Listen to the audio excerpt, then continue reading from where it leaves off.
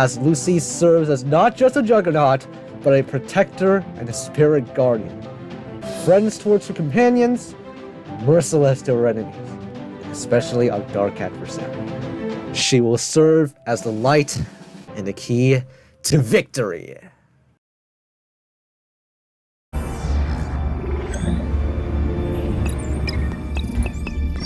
Divert all search units to the site of the footprint. That's one small step for man, one giant leap for me.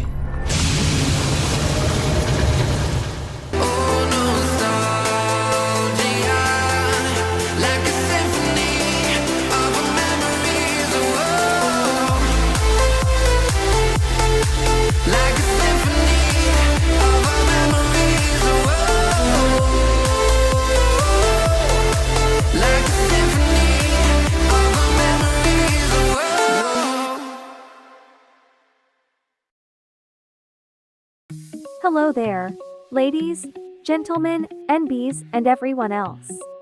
My name is Arctic Cherry Infinity, and today I am going to join a competition on Harris Sang 2's server.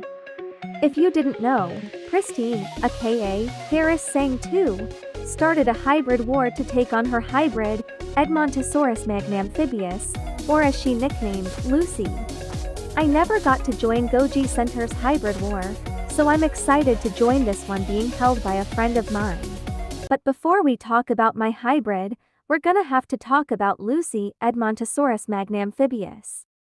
Edmontosaurus magnamphibius is a semi-aquatic hadrosaur hybrid with the territorial behavior and tusks of a hippo, the venom resistance of the wild boar, the thumb spike of Lurtosaurus, the whip tail of an iguana, the color-changing ability of the cuttlefish, and the armor of Skeletosaurus. It's about 14 feet on the hips, 55 feet long, and weighs a whopping 19.6 metric tons. In order to defeat Lucy, I need something to handle her jaws and endure her attack, and more importantly, break through the armor and defenses.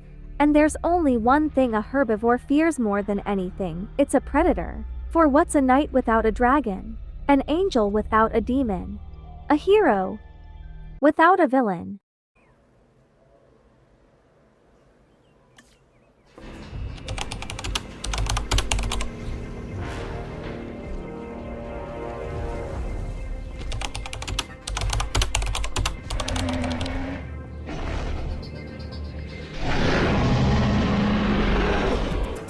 My first base is Biosyn's Giganotosaurus. Despite Zeb's docile nature in the film, he still was a powerful adversary. My second base is IRL Tyrannosaurus Rex. More specifically, Goliath. Goliath weighed about 13 tons, no wonder why it's called that. With Goliath's weight distribution and Zeb's height, we already got a good-sized 13-ton theropod. Sure, it's still 6 tons lighter than Lucy, but size doesn't immediately equal it to be weaker. Our next objective is to get some proper armor. If we don't want our hybrid to be impaled like Zed, we're gonna need protection, and I know 2 animals that will help us big time.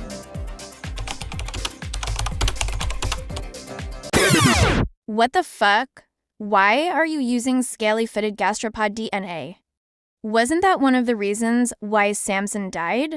Well, yeah, but it's the way he handled the gastropod DNA. If he just isolated it to the claws, teeth, and skin or added domestic pig DNA, it would have handled it.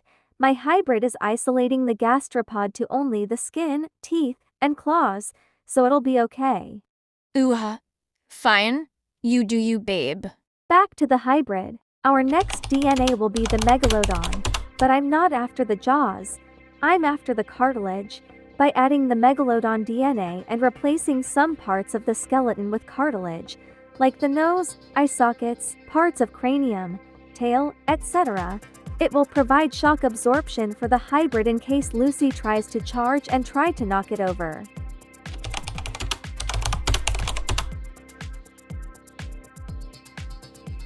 Next up is the front limbs.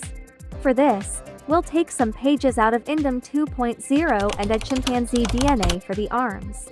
Not just that, But we're also gonna add Allosaurus Anax DNA for their sharp-hooked claws. I know, it's Jurassic World Allosaurus, but I just wanted to use it. We're also gonna use Megaraptor DNA to give a larger claw to grapple onto the opponent. I did want to use Mape or Aristean, but there's no fossils of their claws.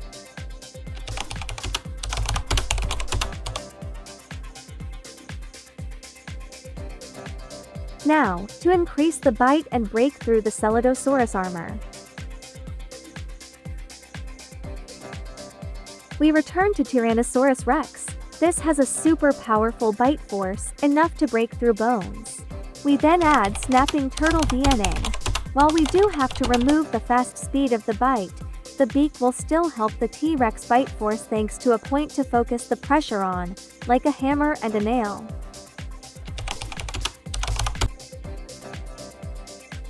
T-Rex returns again to help with eyesight, smell, and hearing. Even if Lucy is camouflaged, our hybrid can still sense her and where she is.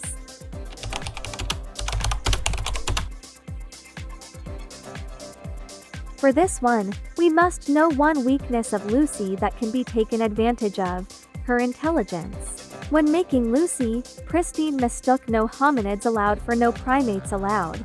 And because of that, there's an advantage people will use to get on top.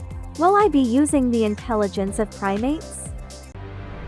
Kinda. Although chimpanzee DNA will play a part in my hybrid's intelligence, there is one animal smarter than chimps, but I'll talk about it after talking about the honey badger.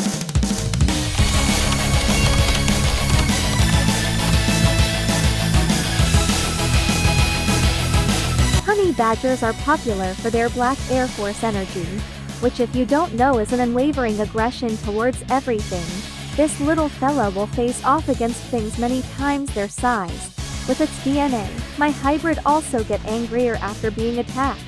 To put it simply, you strike at it, and it'll strike right back. Can you guess what is smarter than a chimpanzee? I'll give you 10 seconds.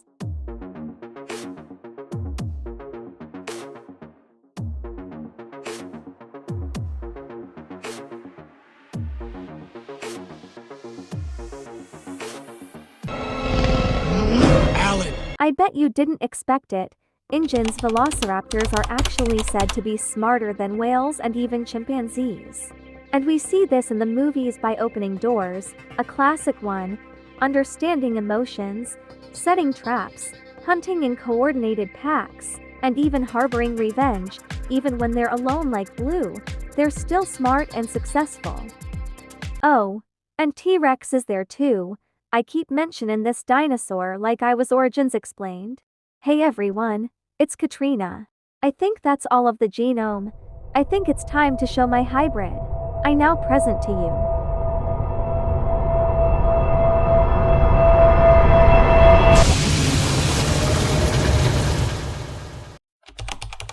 Meet Gehenneferter truculentus. In Latin translates to savage hellbringer.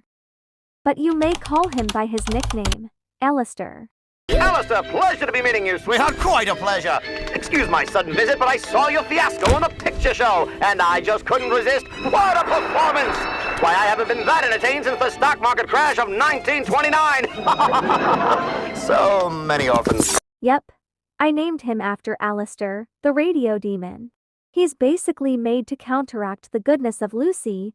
Not to say that Alistair is truly evil. He's just a very territorial creature who you don't want to piss off.